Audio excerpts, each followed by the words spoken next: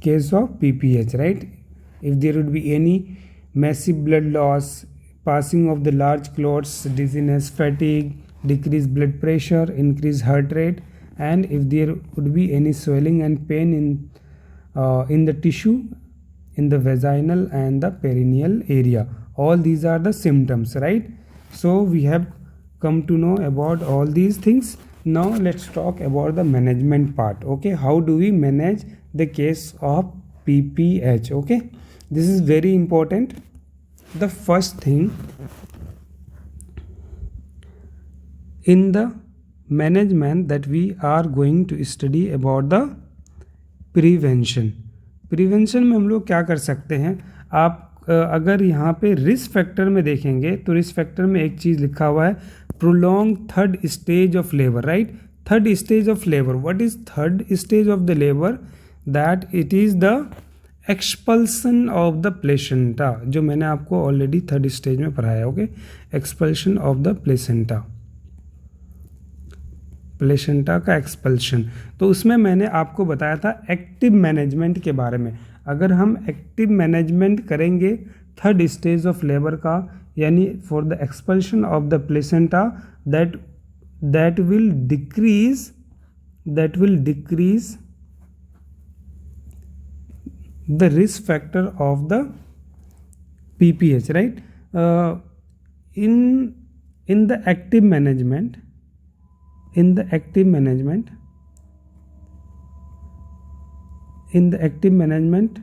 the time is reduced, right? Placenta का जो delivery का टाइम होता है या प्लेसेंटा का एक्सपल्शन का टाइम होता है वो डिक्रीज किया जाता है ऑक्सीटोसिन का इंजेक्शन दे करके, राइट? ताकि कॉन्ट्रैक्शन प्रॉपर हो सके और प्लेसेंटा बाहर आ सके. तो जब टाइम डिक्रीज हो गया और रिस्क फैक्टर में क्या था, prolong third stage of labour, right? So the time is decrease, that means this will prevent the case of PPH. So active management of third stage of labour. इसमें मैंने आपको active management में पूरा मैंने आपको बताया था कि सबसे पहले ऑक्सीटोसिन का इंजेक्शन देते हैं IV के फॉर्म में, राइट? उसके बाद हम लोग डिलेड कॉर्ड क्लैंपिंग करते हैं. डिलेड कॉर्ड क्लैंपिंग क्यों करते थे? ताकि बेबी को extra 80 ml of blood baby को मिल सके, राइट? इंडिकेशन और कॉन्ट्रा इंडिकेशन भी बताया था मैंने डिलेड कॉर्ड क्लैंपिंग का, वो आप लास्ट वाले वीडियो में जाके देख सकते हैं. उसके बाद मैंने आपको बताया था controlled cord traction, to and fro motion. मैंने आपको बताया था कंट्रोल कॉर्ड ट्रैक्शन में, राइट? और उसके बाद में लास्ट स्टेप था इसमें इंटरमिटेंट यूटेराइन टोन असेसमेंट.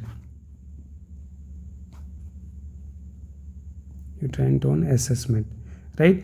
इसका डिटेल वीडियो मैंने आपको बता रखा है, वो आप एक बार जाके देख सकते हैं.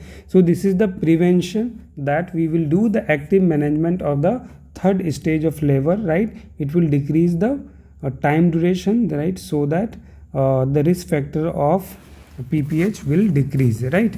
नाउ ये तो प्रिवेंशन का मेथड है, लेकिन PPH ऑलरेडी हो गया है और हमने डायग्नोसिस बना लिया है. तब हम कैसे मैनेजमेंट करेंगे?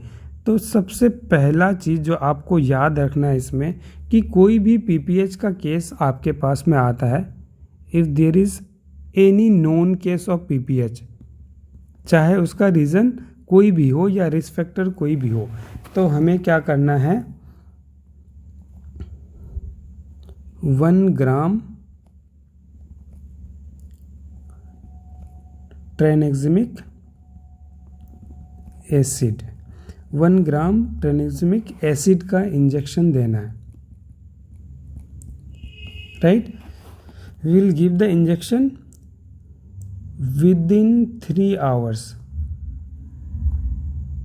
within 3 hours of diagnosis. हमने डायग्नोसिस बना लिया कि ये आपका PPH का केस है, तब हम 1 ग्राम ट्रांexamic एसिड का इंजेक्शन देंगे, right, so that it will lead to the clotting of the blood, clotting of blood, और पीपीएच स्टॉप हो सकती है, right.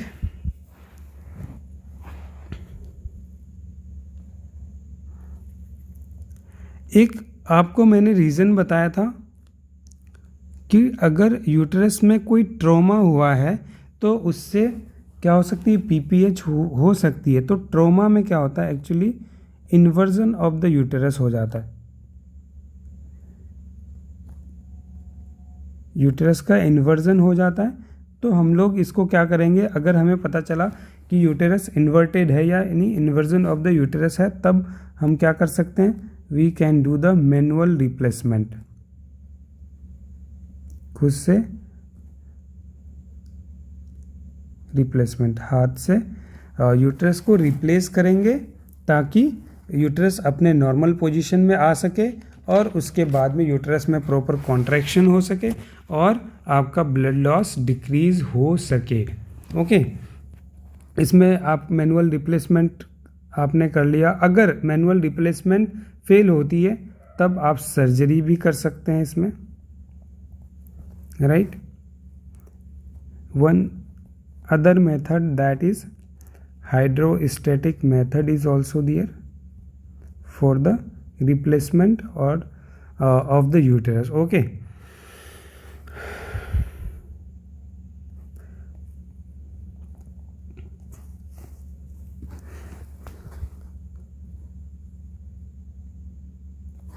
next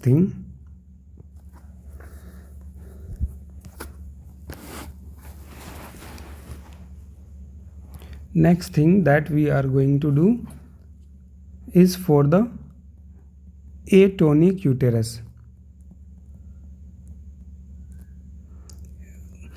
atonic uterus, atonic uterus में क्या होता है, टोन, यूटेरस का टोन डिक्रीज हो जाता है, राइट। तब उस केस में हम लोग एक यूटेराइन मसाज दे सकते हैं, we can do uterine massage. And second thing that we can do is injection of oxytocin. I will show you one picture for uterine massage. Okay,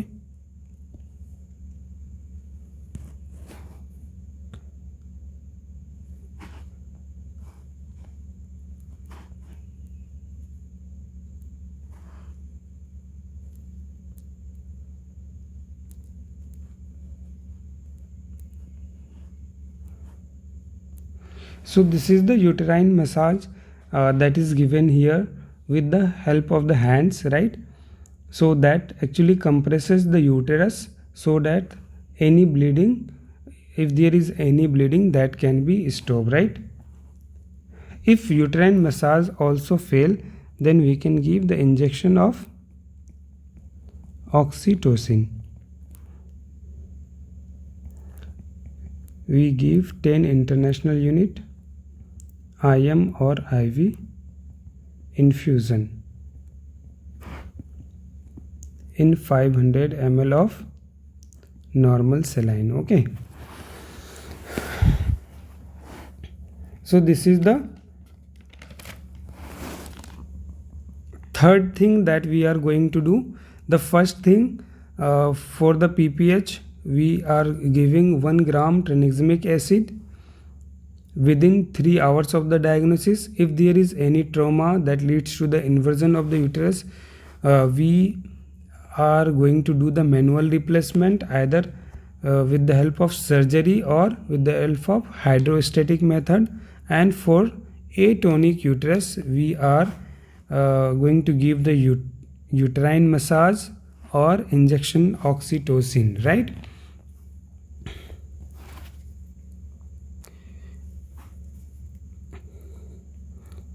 If the natural oxytocin is not available, we are going to give the synthetic oxytocin. We are going to give the synthetic oxytocin, right.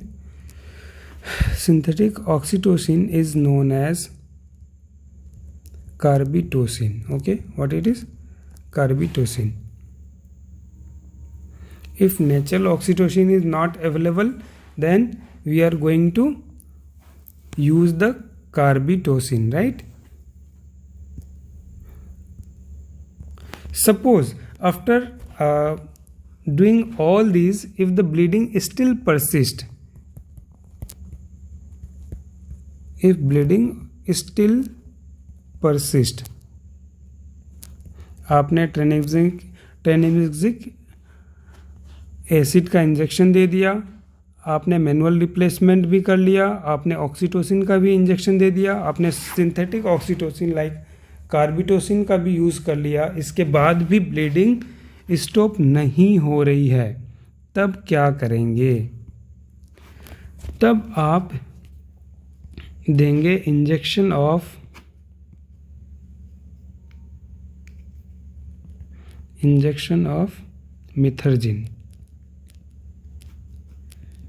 मिथर्जिन या methyl ergotamine.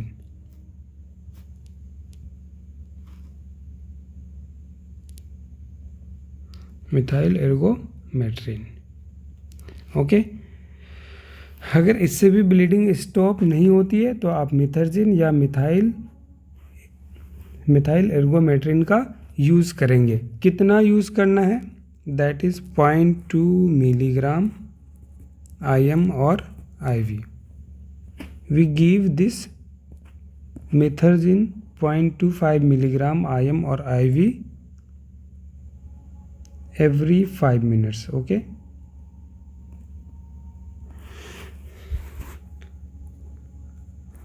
we can give Methergine every 5 minutes up to 5 maximum dose.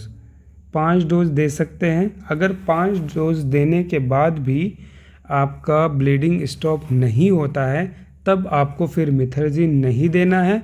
तब आपको क्या करना है? फिर तब आपको कार्बोप्रोस्ट देना है. क्या करना है? If bleeding still persist,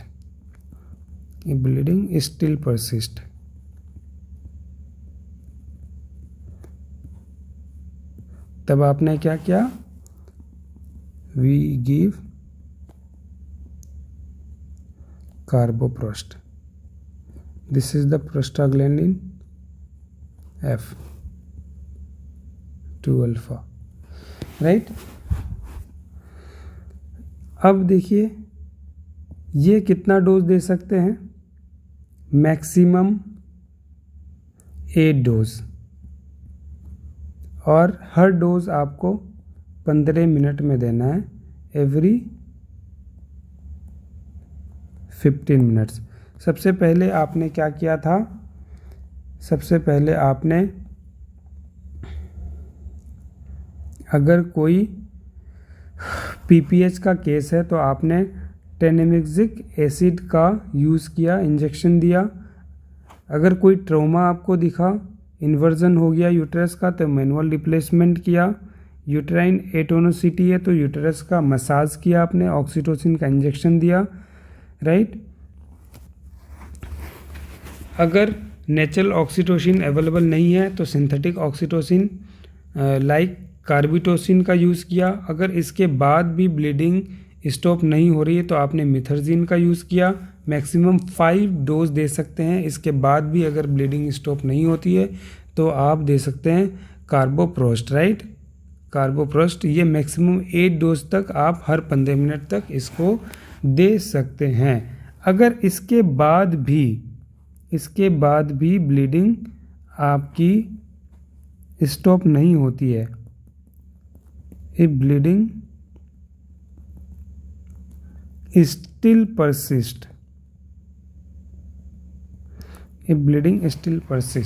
then what you are going to give, that is the last drug that we will study here, that is misoprostol.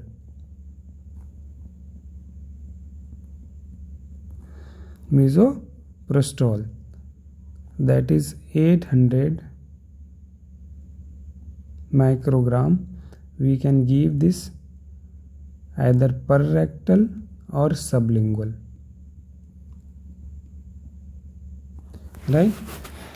मिसोप्रेस्टोल 800 microgram पर रेक्टल या सबलिंगुअल देंगे। अगर इसके बाद भी ब्लीडिंग स्टॉप नहीं होती है तब आप क्या कर सकते हैं, और कोई ड्रग नहीं है, so this is the last drug,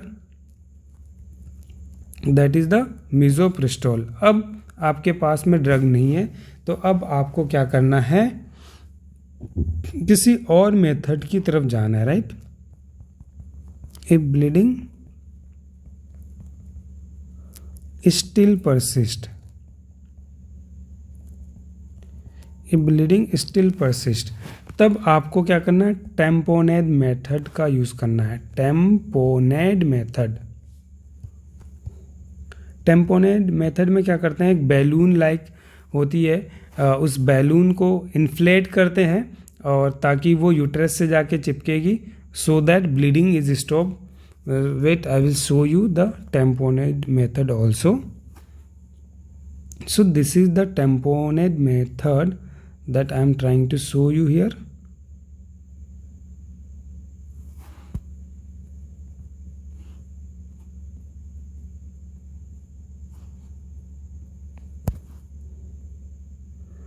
So this is the tamponade method, right? So a balloon is inflamed in the uterus with the help of normal saline or with the help of injection. The balloon is inflamed here, right? It will touch to the walls of the uterus, and if there would be any bleeding from this part, the bleeding will stop, right? This is known as uterine balloon tamponade. Okay, if this also fails, if this also fails, what we are going to give, what we are going to do at the last, that we are going for the surgical method. We are going for the surgical method. Surgical method में हम क्या करेंगे, surgery करेंगे, और surgery करने के बाद में जो भी आपका जो आर्टरी या ब्लड वेसल्स है जहाँ से ब्लीडिंग हो रही है, उस वेसल्स को पहचानेंगे। Vessels is identified, we will identify the vessels and we will ligate or we will devascularize. We will do the devascularization of these vessels from where the bleeding is continued. Okay, so this is the last thing that we are going to do for the management of the, we are going to do for the management of the PPH. अगर आपने ये भी कर लिया, आपने vessels identify आपने किया, कुछ वेसल्स आइडेंटिफाई किया, डिवस्कुलराइज किया, लाइगेट किया, उसके बाद भी ब्लीडिंग कंटिन्यूअस है और आपको पता नहीं है कि ब्लीडिंग कहाँ से हो रही है, मतलब कुछ भी पता नहीं चल रहा है, आपने यूट्राइन की आर्टरी को भी लाइगेट कर दिया, यूट्राइन आर्टरी लाइगेशन, आपने डिवस्कुलराइजेशन भी कर दिया, सारा चीज़ कर दिया, फिर भी ब्लीडिंग परसिस्ट हो रही है, तो लास्ट थिंग आप क्या कर सकते हैं, हिस्टेरेक्टोमी कर सकते हैं, हिस्टेरेक्टोमी। ओके, ये लास्ट प्रोसेस है, राइट, हिस्टेरेक्टोमी का, कि जब आपको कुछ समझ में नहीं आ रहा है, कोई प्रोसेस लेफ्ट नहीं है, तब आप यूट्रस को रिमूव कर देंगे। Okay,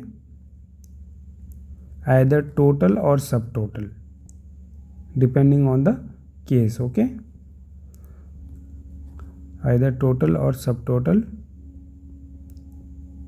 hysterectomy.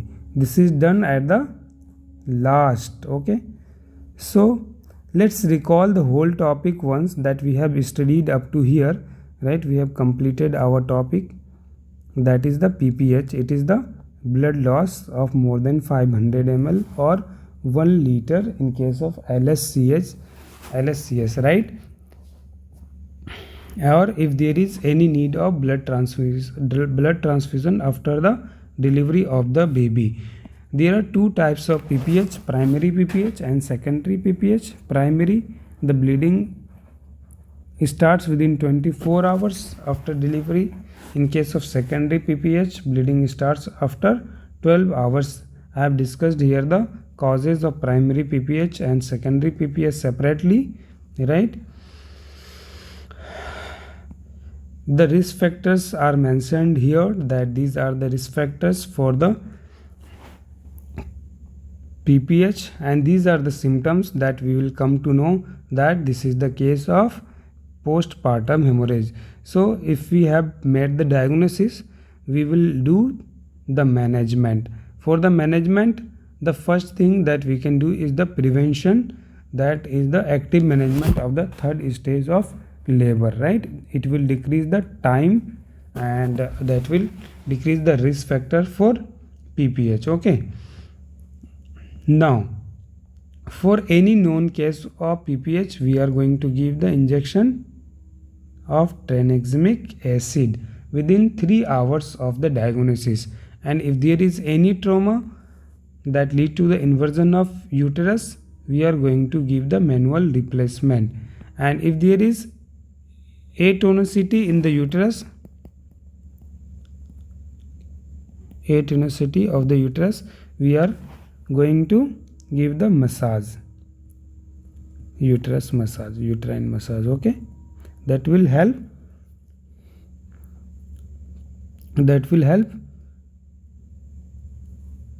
to decrease the case of PPH. Okay, and if it also fails, we are going to give the injection of oxytocin, right? If natural oxytocin is not available, we are going to give the synthetic oxytocin, that is known as carbetocin, right? If bleeding still persists after doing all these, we are going to give the injection of methergine or methyl ergometrin. Okay, 0.2 milligram IM or IV every 5 minutes and up to 5 doses. Okay, if bleeding still persists after that also, we are going to give carboprost, right? Maximum 8 doses can be given every 15 minutes. If bleeding still persists, the last drug that we are going to use is misoprostol. Okay, if bleeding still persists after misoprostol also, then we are going to use the tamponade method, uterine balloon tamponade. A balloon is inflamed in the uterus that will stop any bleeding from its wall. Okay, if it also fails, then we are going to do the surgical method. That means we will identify the vessels and devascularization can be done and uterine artery ligation can be done. If it also fails, the last thing that we are going to do is the hysterectomy, right? Either total or subtotal hysterectomy depending on the need. Okay, this is the last thing that we are going to do. Okay, this is all about PPH. I hope you guys have understood the whole topic. Thank you everyone for watching. Have a great time. Bye bye and take care.